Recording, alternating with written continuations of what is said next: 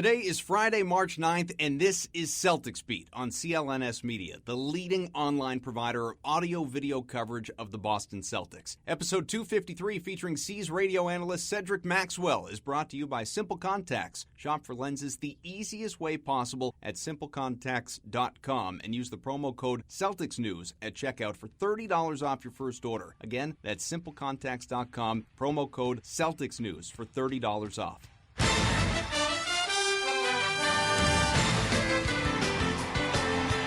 Okay, apologies in advance if you're tight on time, but we have got a long and just jam-packed great show with so many good nuggets coming your way over the next little while. Adam Kaufman here with you. This, of course, is Celtics Beat, and I want to begin with a major announcement, a major show announcement. You've been used to Sunday releases for years. It's been appointment listening like your favorite TV show. Well, things are about to get a little wacky. There may be multiple shows a week, may just be one a week, but worst case, you are guaranteed to get the one show per week. Thing is, it won't necessarily fall on a Sunday because we want to ensure that we are as current and up to the moment as possible with everything concerning the C's and the rest of the NBA. In the offseason, we can go back to Sundays around the draft, maybe free agency, but for now, we're going to just be a little all over the map, and that's why. Pay attention. You have to subscribe. Yes, I'm going to tweet out the shows at Adam M. Kaufman, but if you subscribe on iTunes, you won't even need me to do that. When a new show drops, you'll be alerted instantly, and it would be foolish not to, really, because there are so many subscribers already that enjoy this show. You can see it in the ratings and the comments, and I want you to leave ratings and comments. Tell us how much you're enjoying the program. If you're not, I want to know that too. Might hurt my feelings a little bit, but yes, I want to know. The more ratings and comments, the more sponsors, the more shows. That is how all this works. Always feel free to tweet me, but most importantly, subscribe. Now, today's show, perfect example of the changes, because truthfully, we planned to do this one for a Sunday release, and then I would give you that announcement, except Jaylen Brown last night went out and got hurt in Minnesota, and then I was hungry to react immediately and to get to you here, because this was incredibly scary. Jaylen Brown threw down a dunk, hit the ground, he was motionless, really, for several moments before eventually walking off, getting a CT scan, and returning to Boston with the team with what he called a headache. He tweeted after the fact. Here's the latest from Brad Stevens after the game. We saw him react and respond to the initial process that they went through with the team doc on the floor, and him standing up, him being able to move and everything. And that was my first thought. I've had one before where he was laying there after hitting the stanchion. We didn't know if he would regain the movement in his limbs, and that's my first thought when I saw Jaylen hit the ground. Was when he left, he was, again, you could tell he was feeling a lot better. I don't know what it was. I don't know what it is, but we'll get it checked out. We'll make sure we take care of it. You can often find Celtics postgame sound on the CLNS YouTube page. I'd encourage you to do that. Subscribe there as well. You'll get plenty of sound sent your way constantly. But listening to Brad, it's clear. And if you watched any of the postgame coverage on TV or you've just read up on what has been going on, C's avoided a huge scare. We don't know how long Jaylen's going to be out. Doesn't sound long-term, but concussions are unpredictable if, in fact, he does definitively have one. But it's great, obviously, that the C's and Jaylen especially dodged a bullet. He's incredibly important to Boston's success, and right now, incredibly lucky. I don't know how you feel, but I tweeted this out in the moment that it happened. After those first few moments were so much scarier to me than when Gordon Hayward went down opening night. Hayward's injury was nasty. It was gruesome. It looked like it could have been career-threatening. But at the end of the day, he had broken bones. Not to trivialize it, it's significant. He hasn't played yet this year. Maybe he won't. But it was broken bones. The sound made when Brown hit the ground, the way he froze, looked to seize up, arms kind of clenched out upon impact. He was sort of beady-eyed, not blinking. Kevin Hartland shouted, "He's concussed!" But I was worried he was paralyzed. I mean, weren't you? That could have been life-altering, never mind his career. That is the difference between the Hayward and Brown situation. The reason that I still, hours later, I can't get that image of him falling and the look on his face out of my head. Don't go back and watch the video if you haven't seen it. Don't go watch it again if you have. It gets burned into your brain. But take a breath. It's a major relief. We're going to hear from Cedric Maxwell a little bit later on about all of this and what it was like on the team flight, his observations of Jaylen, how long he thinks he'll be out. We'll get to all of that stuff. But some other things, just because a lot has happened since our last show, which wasn't even that long ago. For starters, the Al Horford debate. It's all over the place. Good God, I can't do it anymore. Danny Ainge was on the radio during the week. He was asked about Horford and his value, and he said that Horford, admittedly, hasn't been as good the last few weeks as he was the end of last year or earlier this year, but he's a pro. He prepares. He isn't trying to fill out the stat sheet. He's trying to lead, gets other guys going, does the little things that don't show up in the box score. He's versatile on both ends. He defends fours who hang out around the perimeter, like Porzingis, like Giannis, like Towns, who's not a four. But obviously, I mean, we know what these guys can do, these bigs that can stretch. Well, Horford can do that too. He shows value in his passing and shooting. He's one of the better three-point shooters on the team and in the league among bigs for that matter. So I'm not worried about him. I don't know why people are. And if you care that much about what he makes, you got to get over it. But Max can explain all of that even better than I can, and he will. I'm going to make him. The other thing this week was, is Gordon Hayward going to play? Brad? He's not playing this year. I mean, I don't know what else to say. Yeah. You know, when you're in the midst of that long rehab, you don't feel the progress of the day-to-day the way now we all might see a video or somebody that hasn't seen him may see a video and say, man, he is really getting better. But he's, I mean, super long way away from it, even being in a one-on-0 workout where he's cutting.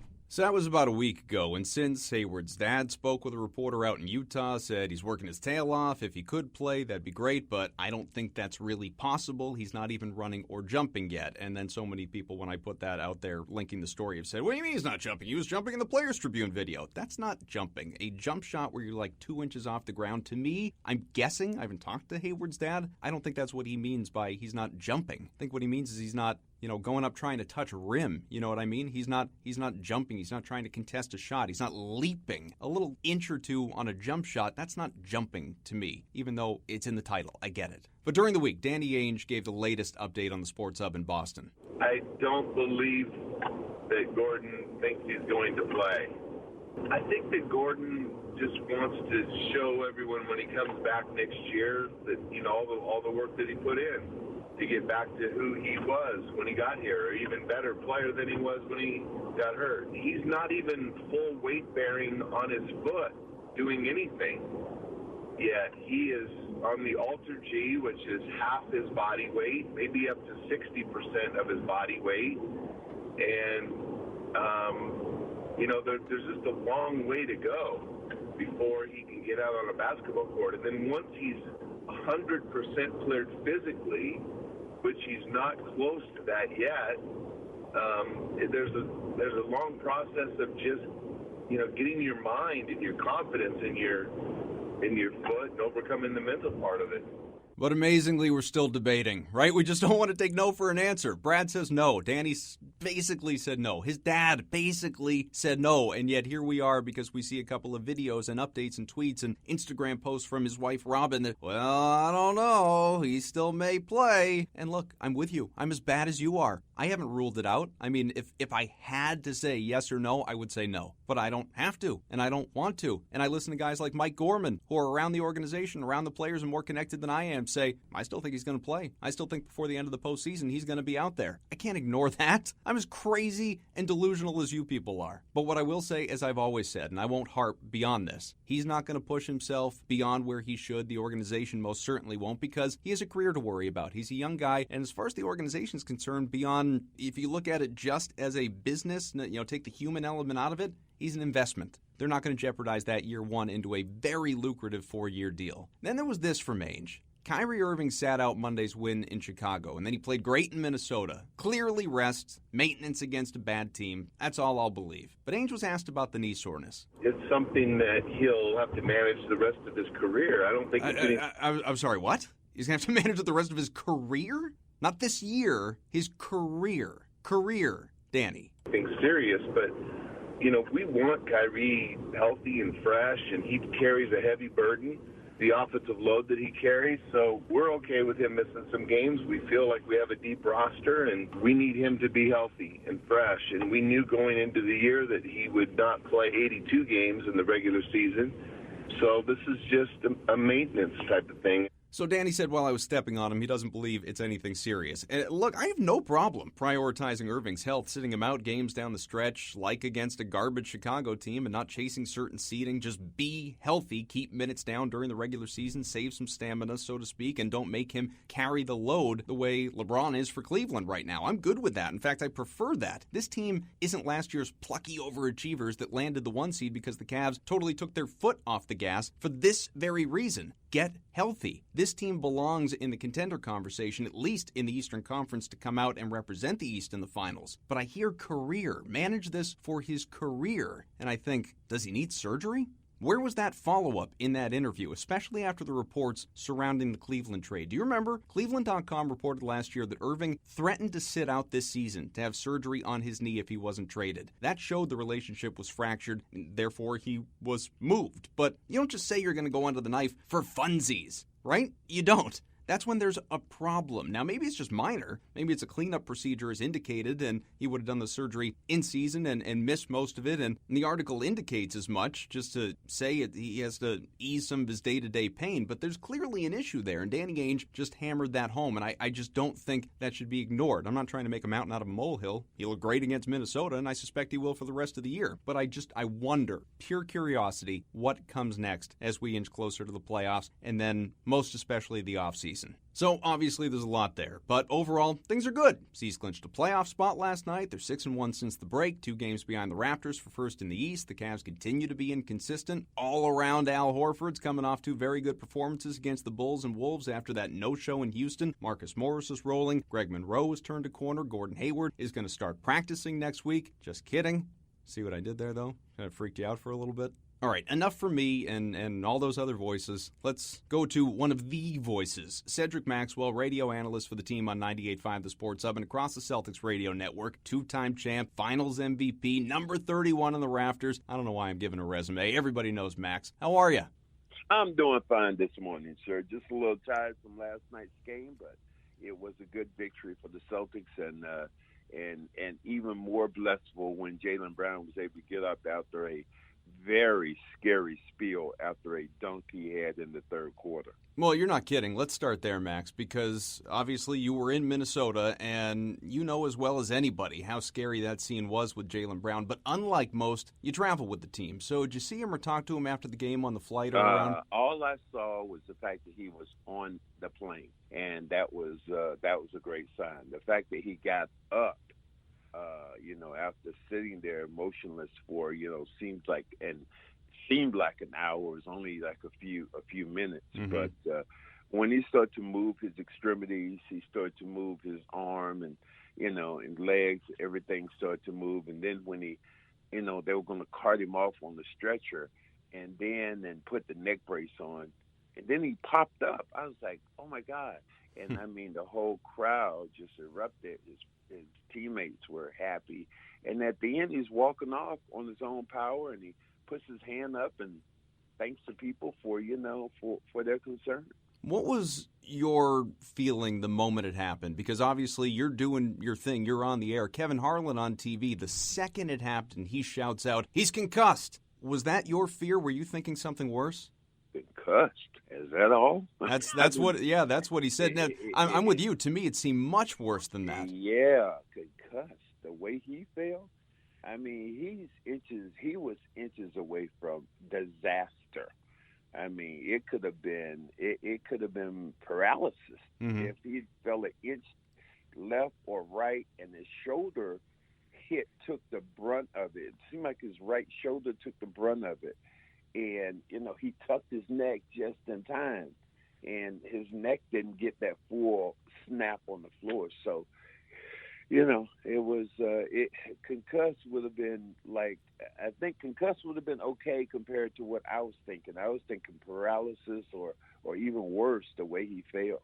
Well, and it sounds like you kind of fall in line with me. I was saying this earlier, that when that happened, again, in the moment of it, when, same as you, I was thinking possible paralysis, that was it was, not to compare the two, but to compare the two, it was a scarier moment to me watching that than watching the Gordon Hayward injury. Because what happened with Gordon, that was a break. You worried at worst, maybe it's career-threatening, but this was life-threatening. Yes, easily. That is exactly what my thought was, because if you break a bone, a lot of people have broke bones in their lives, but to break a neck, to break a back, to break, a vertebrae in that area, that to me, that's life altering. That was the major thing I looked at and said, oh my God, when he hit, because you could hear Sean make the call, and I'm like, oh, great, whoa, and that was just a whole nother set of emotions that went with it when he fell. So what was the mood on the flight? Is everybody feeling a little optimistic about Jaylen's status going forward? Do you suspect it'll be a long-term absence? No, I don't think it will be. Obviously I'm not a doctor, but if it was going to be a longer-term prognosis, I think that first of all they would have kept him. He wouldn't have walked off the floor. Mm-hmm.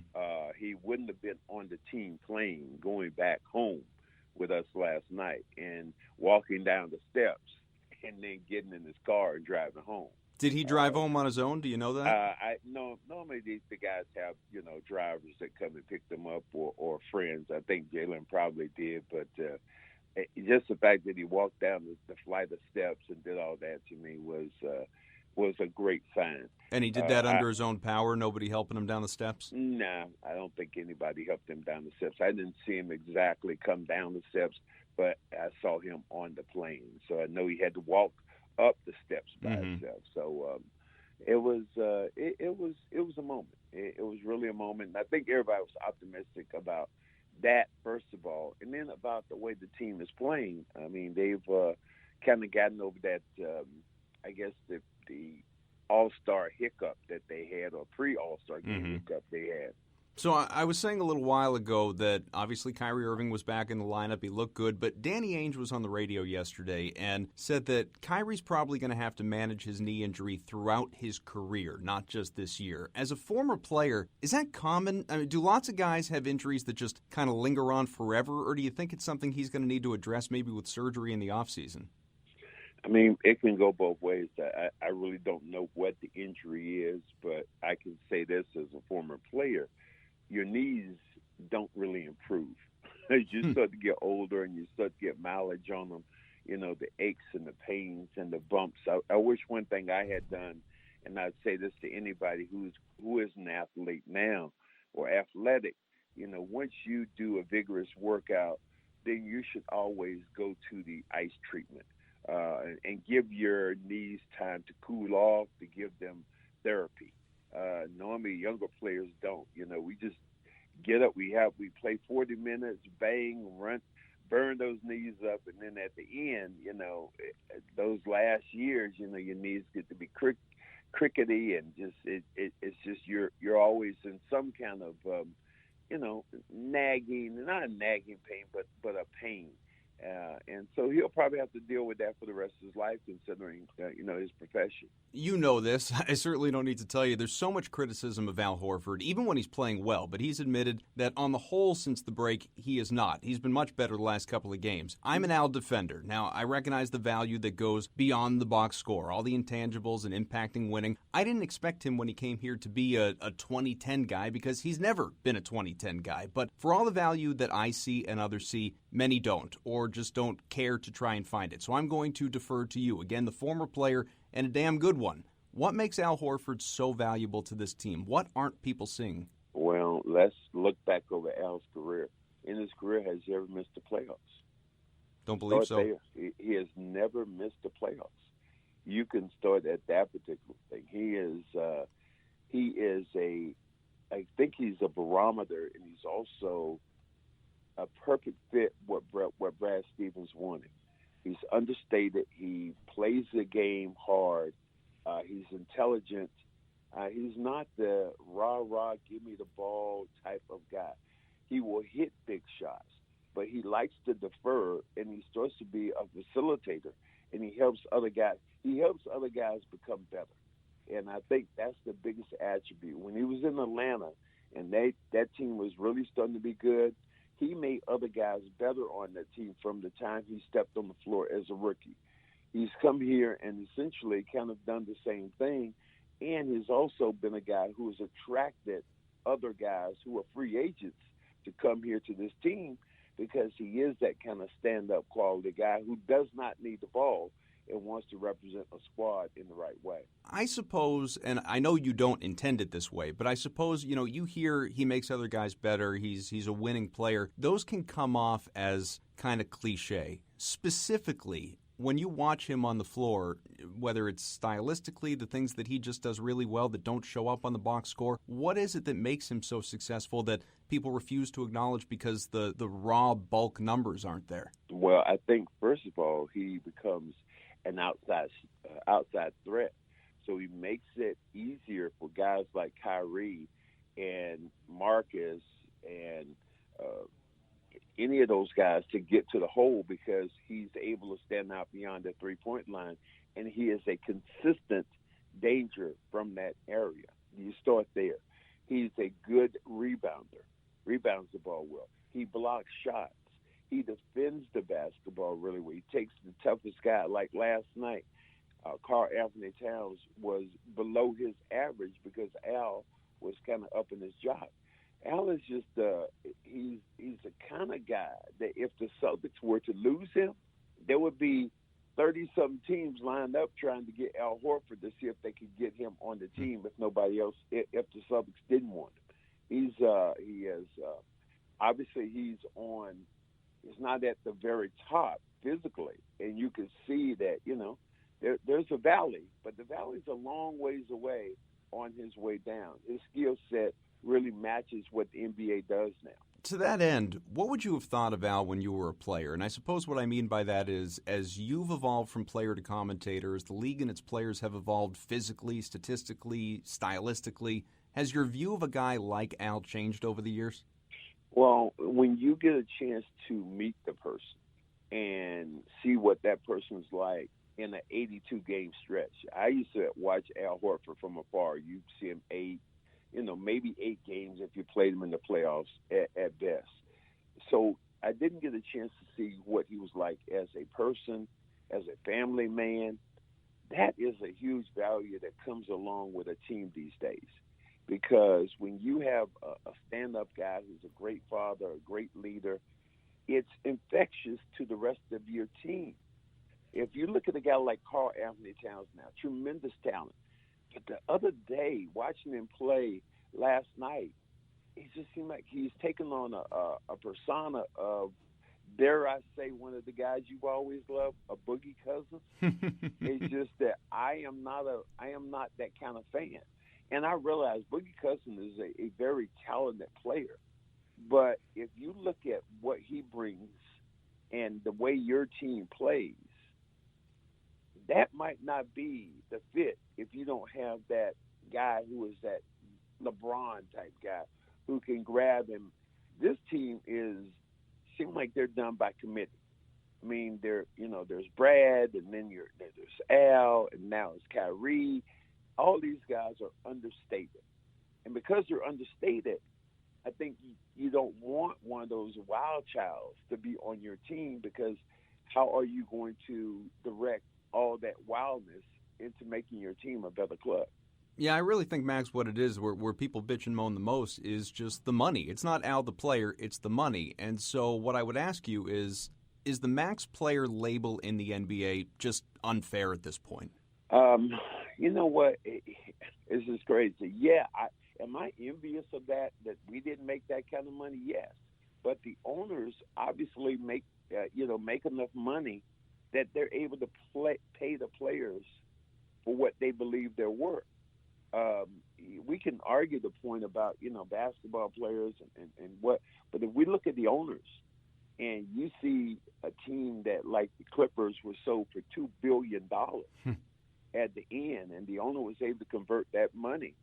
What did the Celtics pay for their team now? How much is it worth? Is it worth $2 billion? So they make their money, and in turn, they pay their employees. The players are the employees, and they're trying to pay them, compensate them for what they believe can make them a better team.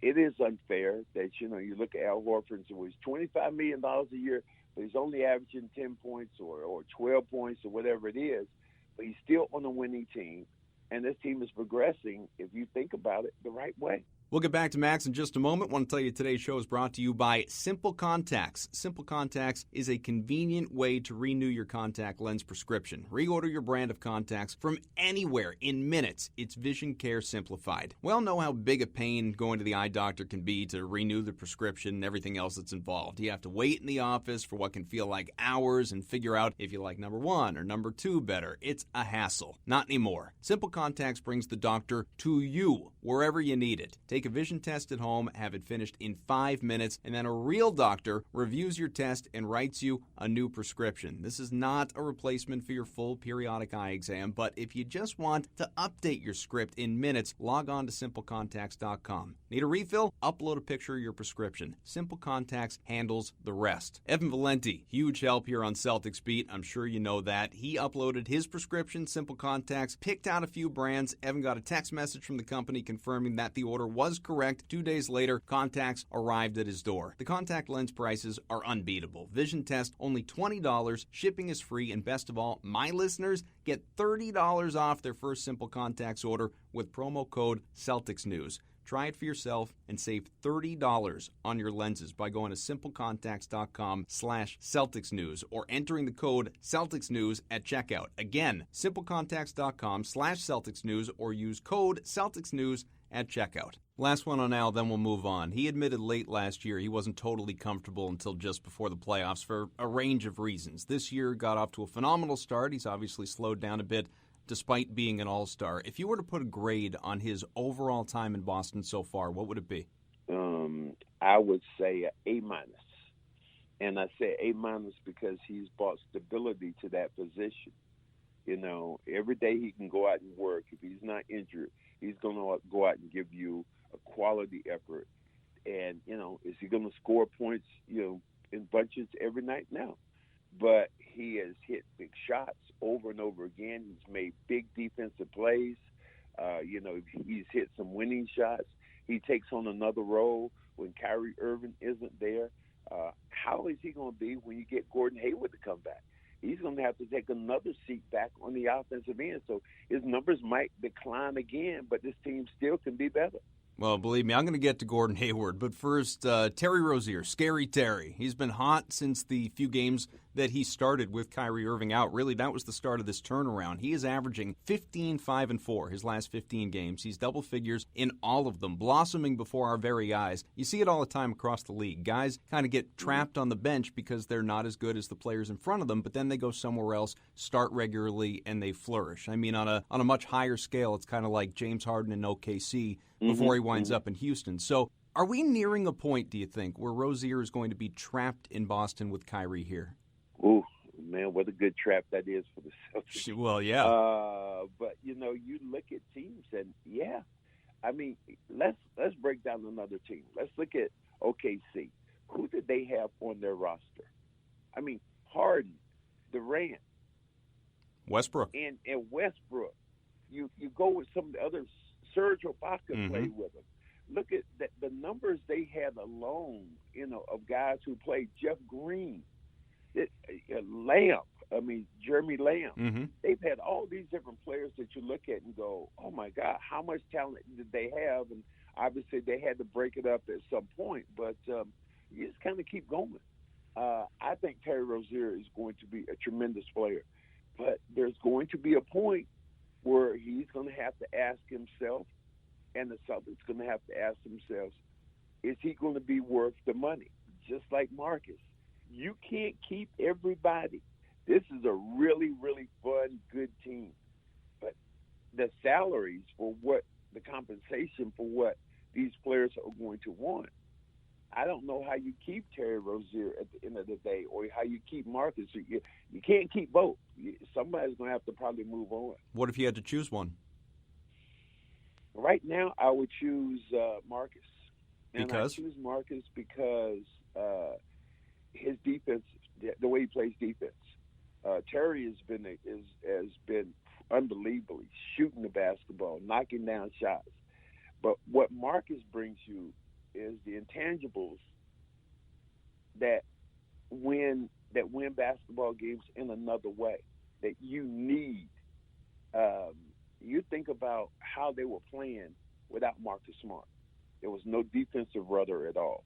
When Marcus came back, Marcus has brought a certain purpose on the defensive end that this team is now starting to win some basketball games. But when this team scored was 119 points this year and still lost by 10, couldn't stop a soul for a little bit. So that is why if I had to pick one over the other, and you're asking me a point blank question, that is why I would take Marcus over Terry Rozier because of his size and his ability to shut down other bigger defenders like a Harden, or at least get into their faces like that.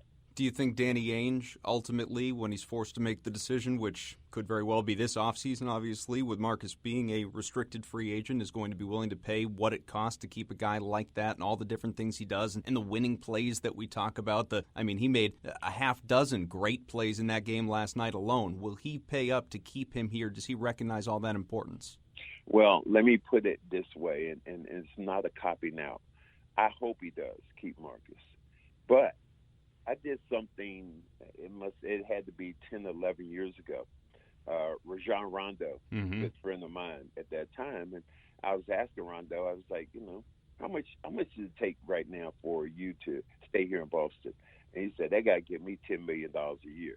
I was like, wow, $10 million. And I was on another radio station at the time doing talk radio.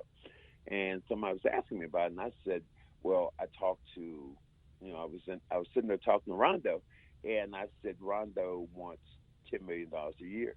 So a reporter hears me on this other radio station and asked Danny Ainge, said, well, Danny, Cedric Maxwell was on the air the other day, and he said that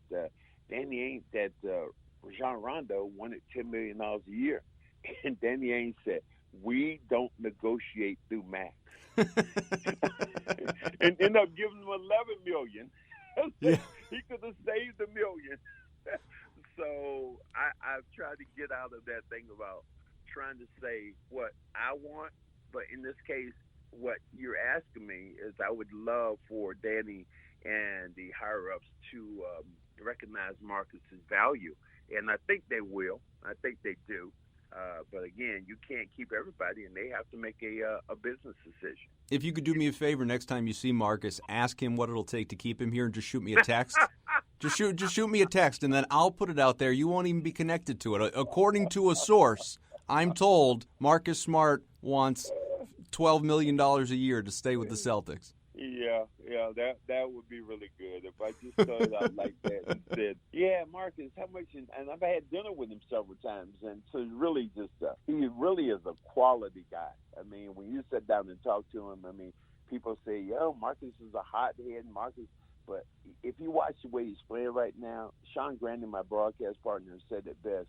It almost looks it's a joy on his face after coming back from what could have been a devastating self-inflicted injury, punching a wall or punching a pitcher, and could have just messed his hand up where he couldn't have played for the rest of the year. So even beyond Marcus, beyond Terry, this bench, well, inclusive of those guys, really, I should say, has been fantastic since the All-Star break. So many offensive weapons there. Marcus Morris, Greg Monroe's kind of come into his own a little bit of late. Everybody seems to be clicking at once. Do you believe that group can consistently perform that way in the postseason? Yes. And, you look at all the ancillary pieces are starting to play much better. And that's going to make it easier for the Kyrie Irvings, the Jaylen Browns, the Tatum's. Going to make it much easier for them because if you look at Baines, the way he's played, did we ever think that Baines would be the guy who would be starting opposite Al Horford for so many games, and the Celtics will be winning the way they have won? I love the fact that Brad Stevens has so many cards he can use. The way Morris has been shooting the ball lately, knocking down shot after shot. This is a team that Brad has so many things that he can counter the opposition with that is going to be scary down the stretch to see, what team is good enough to beat the Celtics in a 7-game series. So, Max, Brad Stevens said last week, we'll just go to the elephant in the room here, that Gordon Hayward is not coming back this year. It was the most definitive statement we've heard on the topic from someone in the organization since the injury. Now, he is also the only one who has said it. Not Danny Ainge, though he said he doesn't expect it. Not Gordon Hayward, though his dad said it's unrealistic. Not his agent. Just Brad Stevens. Do you believe we're at a point where this should be a dead issue? You know what? Let's be. We're doing radio, okay? So we'll do the conspiracy and the theories out here. I have not seen him run. I have seen him shoot in a gym. I've seen him practice, little shell groups. What I have not seen him do is run. And what I hear when he runs, there's a hitch in his giddy up. Because of that, I'm thinking more and more now that he will not play for the remainder of the season or even in the playoffs. But I look at it this way also. Let's go to the flip side. If I had a chance to win a basketball game and I had 8 months or 7 months behind me after an injury, and I could have a Gordon Hayward on the bench as my 13th guy, I think I would roll the dice myself. But Brad Stevens has stated that, and maybe it's true. But, when it's winning time and you can pull anything out to win a championship, wow. I would hate to have that card out there and not play it. All right, so a few quick things right there. One, you believe he's not going to come back? I'm starting to believe he's not coming back. So you're not sold? No, I wasn't. I was not sold. I was not sold at all because I watched him. The first time I saw him after the injury, and we're talking about maybe 2 months ago, and he had worked out, and I'm watching him walk down the hall. He had on short pants. I was looking for the atrophy in the muscle itself, and I was trying to see which leg was broke. I knew which leg had been broken, but there was no difference in which one looked the same. So that's why I wasn't sold. I'm like, damn, this dude's getting healthy and he could come back. So that's why I've always been on that side of like, he could come back. But, I guess Brad is making that decision and making it for us. Chris Mannix mentioned when I had him on this podcast back around the All-Star break, he said that he saw a little bit of, the ankle looked purplish. You've, I'm sure, seen him more recently than that. You haven't seen that? It looks, color-wise anyway, it looks healed? It looked like it was. I'm looking from, he had on shorts, he had on low-top tennis shoes, and I'm looking for the fracture or the break in, the skin or discoloration. I didn't see it. How long ago was that? This was, I'd say, probably about a little bit before the All-Star break. So we're talking less than a month ago. So that's what I looked at, and that's what I saw, and that's what I observed. I went to the practice facility, and he was out doing drills, and he was shooting the basketball. Again, he was more stationary, just took a couple of quick steps, but I have not seen him explode and run up and down the floor, and that is the key to what he has to do. You said the hitch in his giddy up. I mean, what kind of hitch, if you were to describe it? Like, does he pull up lame? Does he he's not full go? I mean, how does he kind of look out there? This is what I have not seen him run. I've just heard this from people who saw him, who've been around him, said there's a hitch in his giddy up, and because of that, that's what I'm going on what they said. All I've seen him do is walk, and I've seen him in a stationary position working out. So was it, he dribble, and then throw the basketball or take a couple of quick steps, and there didn't seem to be nothing there. But basketball is about sprinting up and down and changing directions. That is when you're going to know if you have pain or if you can do that. So I'll make you, before I move on here, I'll make you pot commit to this thing. You like to joke about your ex-wife all the time. Pretend your ex-wife's gun is to your head. Yes or no? Oh, I'd probably be dead if that was the case. So. I'd say yes or no. I'm going to go with no. Okay. I'm going to go with no right now.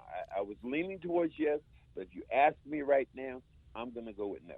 All right, you're candid, always have been with me. I mean, we're hearing that over the last while here. When it comes to values of players, untouchables, potential trades, things like that, we've talked about it all. So let's go to the land of make-believe. What or who would you give up for Anthony Davis? Is anybody untouchable in a deal like that? Wow. For Anthony Davis, there would be a few untouchables. Untouchables would be Gordon Hayward, Kyrie Irving. I'd have to keep either Jaylen Brown or Tatum. But you would give up one of them regardless of which one. I would say one of you guys get in the car, get some sandwiches, because this is going to be a long trip down to New Orleans. So I'm about to drive one of you down there. If you get Anthony Davis and you put him on this team, you are countering what they've done on the West Coast when you think about what's going on in Golden State. You have countered the talent level that he would bring immediately to your team. He's a shot blocker. He's a facilitator. He sets the table. He runs the floor. He's long. He's athletic, and he's young. So you put yourself in position if you're able to get him to do things for a long time. So those 3 or 4 players would be the only thing that would not be untouchable if I was thinking about if I was New Orleans, I wanted to make a move, or they wanted to make a move. So Tatum or Brown, but you would not give up both of them? I wouldn't give up both of them. I would give up one of them. Now, if you push me to the limit, both guys get in the car, okay? Both of you guys are out of here. If you were pushing me to the limit. So, again, the gun to your head situation, you'd give up both. A gun to my head situation, both of them will be gone. And because I think, and, not to diminish their talent, but you're talking about a guy who is a 7-footer and who shoots threes. Who shoots threes, who defends the ball at a high level, who blocks shots, who is, he's like a aircraft carrier, ships just, planes just land on him. And, you can store the war pretty much if you have a big aircraft carrier. He's that kind of guy. Max, the C's have 2 meetings left with the Raptors the last couple of weeks of the regular season. At the moment, Boston 2 games behind Toronto. Do you think the Celtics can get that 1 seed, or should they even be fighting for it? I think they can get it. I listen to my broadcast partner, Sean Grandy, all the time, and he says, no, they're have to concede that. I don't, the Raptors play a huge game tonight. I mean, it was one of these games tonight. I think it's tonight, where they end up playing Houston. And Houston's won 18 in a row. Mm-hmm. If the Raptors win that game, I think that now you're looking at it's going to be harder and harder for the Boston Celtics to try to catch them. They need to have like a 1-game bubble, and you have Toronto a couple of times. I would say, why not? Why not? I think that you want to also rest players, so you're not going to go full bore. Ultimately, what you're looking for is to get great playoff position and have your players healthy. So you don't want to mash your gas all the way, but you want to kind of at least be in a position to control who you're going to play in the playoffs. With all the attention on the Cavs, largely because the world just seems to revolve around LeBron James, do you think people are underrating the Raptors as a team? Because the perception has generally been good regular season team, but they fall apart in the playoffs. Yes. I believe that. I believe they've been that cry wolf team for the longest time where, oh, my God, the Raptors are unbelievable. They're playing great. And then they get to the playoffs and like, oh. So I think that is the difference. I mean, they have been that team, and they need to prove to people and prove to themselves and their city that they're ready to take that next step. It seems like every time they've met LeBron James, they have wilted. And so I'd be interested to see it. They have, Kyle Lowry has been playing great basketball. DeRozan, he won't get the mention of that, but DeRozan has been playing at that LeBron level for a long time this year. They have Serge Ibaka.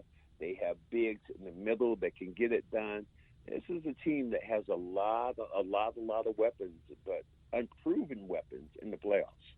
The Cavs' Kevin Love and other players have recently discussed battles with depression and mental illness, and it's great, obviously, they're comfortable talking about those things and seeking the help that they can to live better lives. They're building awareness, but I'm wondering, could a player from your era have done that? No, because it was a different era. Remember when you had a concussion back during that time? It was like, put some smelling salt in, and let's get it going. You were cast down if you were like, hey, I'm taking a precaution here, so I won't do any further injury. It was more of a gladiator mentality. If you look at it today, at that time, during my time, if you said I got a mental illness, guys would have just ridiculed you. Fans would have ridiculed you. Media probably would have, just dismissed it. So it's a different era, a different time. So I think that people do take things right now a lot more serious than they did during my time when they would have laughed at that particular situation. I'm assuming you feel that's for the better, obviously. Yes, it's definitely for the better, because if you have a mental illness and you're able to talk about it and you're able to get help and you can seek help without being ridiculed by the team or by your fellow players or by the organization or by the fans, it helps everybody. Let's wrap with this, Max. Rapid-fire questions. You can answer them with one word in 10 seconds. It's up to you, but no explanations needed. Okay. Who is the next Celtic to have his number retired? Kevin Garnett. After him? Ray Allen. Really? You think so? I thought you'd say Danny Ainge. I thought you'd say Danny Ainge. Well, it's because we fought about Ray Allen I don't know how many times. I knew that would stop you in a heartbeat. You don't believe that. You're lying. No, here's the thing. Gordon Hayward's wearing 20 right now. I know. Well, somebody was wearing 31 for a while. That's a good point. Cedric Maxwell was around. It's a good point. But the point that I make about that, to me, is I wish during Paul Pierce's retirement, and I didn't get the chance to say it, and I wish I had said it, I wish somebody had told Ray Allen, Ray, come home. It's time to come out of the dark. Mm-hmm. Because it wasn't a big two. It was a big three. And they would not have won without Ray Allen. No Ray question. Allen is going to go down as a Hall of Famer. And he was great for this team. Everybody mocked him because he decided to leave after the Celtics tried to trade him 4 or 5 different times. Tried to sit him behind Avery Bradley. Yes, and he decided to make a decision and leave, and people were upset. That's the craziest thing. If you go out and you're traded as a player, people are okay with that. But if you decide that you want to go someplace else as a player on your own, making the decision about your future, then people get upset. That to me is absolutely crazy, especially if you've done what Ray did for this team. Then again, you can kind of relate. Oh, that's my exact point. Then I'm that person who I wish somebody had told me at the same time, all right, Max, it's time for you to come back. Because I was upset with the organization for ridiculing me once I got hurt and tried to come back and, well, you didn't do this, and I know what I did. And then once I left, hearing, ex-teammates saying, well, he didn't try hard enough and this, that, and the other. Well, did I try in the 7th game against the Lakers when I, helped win another championship, or when I was the Finals MVP, or all those years that I scored points for this team?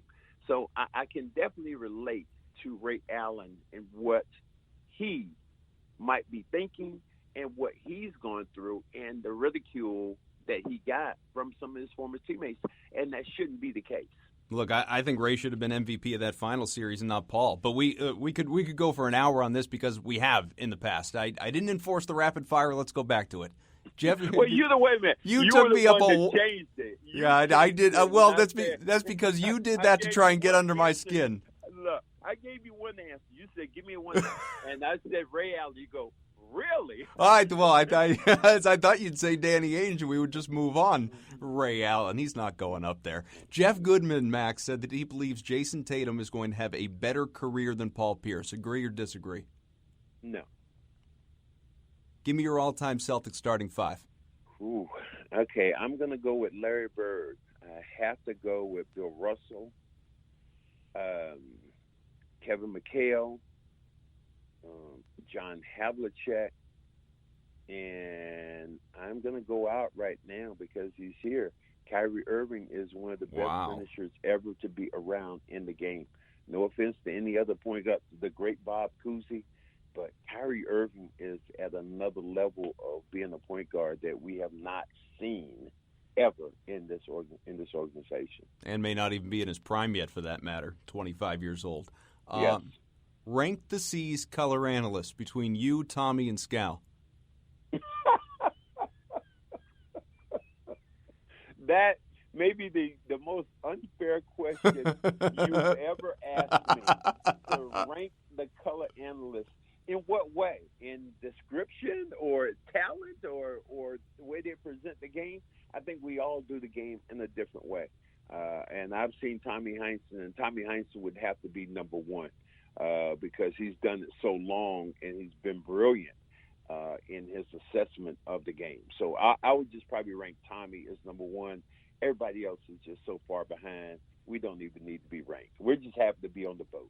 All right, one last one for you, and I lied because this may take you longer if it's a story. What one moment from the radio do you wish you could have back? Something that you said, something that you did, anything, any experience you've had on the radio as a broadcaster, not as a player?